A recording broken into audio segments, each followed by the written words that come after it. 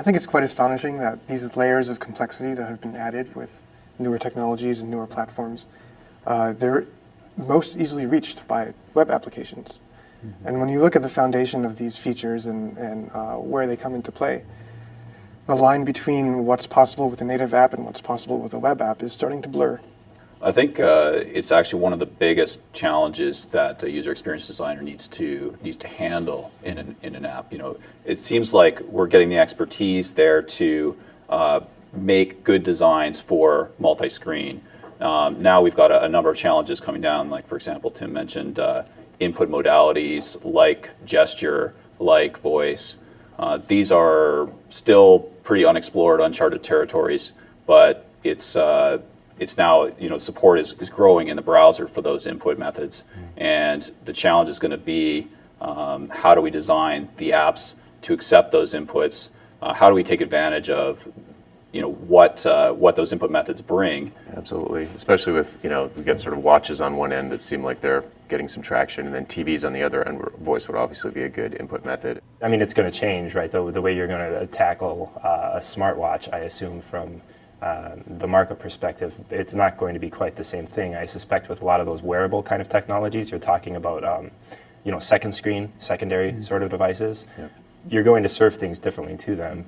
I mean, I think something that's pretty exciting there is, are those screens going to be linked in some way? Are we going to need markup that allows the developer to say, here is side channel information to put on the secondary screen?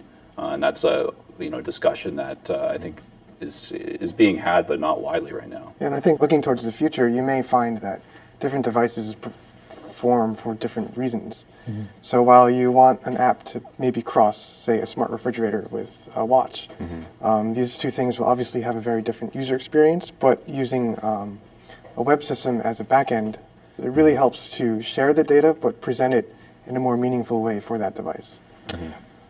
I think understanding the usage of the device and how it adds value to the users is super important. I mean, in years past, it would have been an effort of trying to port the entire app on every device. Right. Mm-hmm. But now it's about what are the transactions and functions that add value to the user, and then giving them in a good, unique user experience. And so don't try to do everything on every device. Do what the user would find useful and beneficial. Yeah. I think you need to have a seamless experience, right? I think, I've seen people do a separate mobile app that looks and feels different, mm-hmm. that the transactions don't actually flow between the desktop to the tablet to the phone.